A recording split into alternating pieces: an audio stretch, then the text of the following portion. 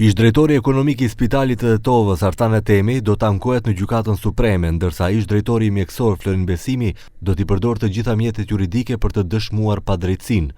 Të dy të akuzuarit për zjarrin në Spitalin Modular të Tetovës do të veprojnë kështu, pasi Gjykata e Apelit në Gostivar i refuzoi ankesat e tyre për dënimin me nga 1 vit e 6 muaj burg, madje u arriti dënimin në 3 vjet burg secilit, pas ankesës së prokurisë dhe familjarëve të viktimave.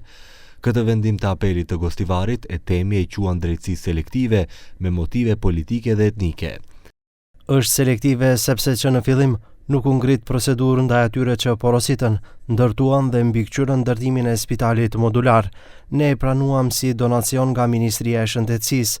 Është etnik sepse të akuzuar jemi vetëm 2 shqiptar, ndërsa ministri Filipçe a thua vallë pse, ndërsa firma ndërtuese Brakoja Andrushevit as që u hetuan sepse i mbrojti dikush.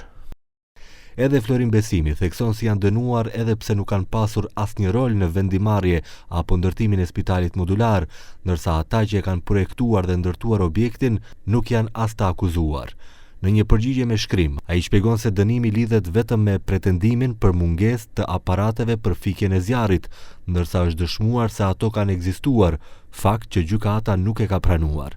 Sipas tij, është veçanërisht problematike që Gjykata e Apelit fillimisht ka konstatuar mungesë baze për dënimin, por më pas ka pranuar dhe madje ka rritur dënimin në 3 vjet burg efektiv.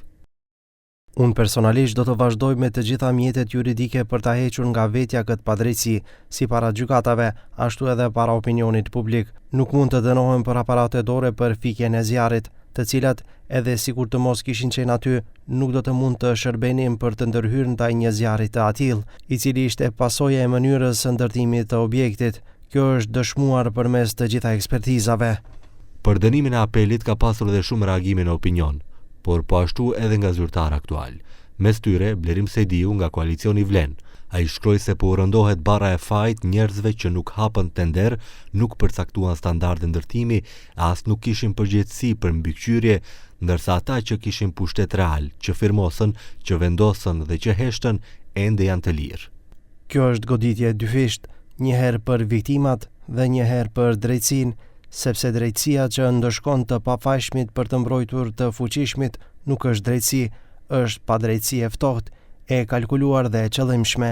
Nëse fajtorët e vërtet nuk mbajnë përgjegjësi, atëherë kjo tragjedi nuk ka marrë vetëm jetë njerëzish, ka djegur edhe besimin në shtet. Përveç rritjes së dënimeve ndaj Besimit dhe Etemit, Gjykata e Apelit në Gostivar po ashtu rriti dënimin për 300.000 denar edhe për Spitalin e Tetovës si person juridik.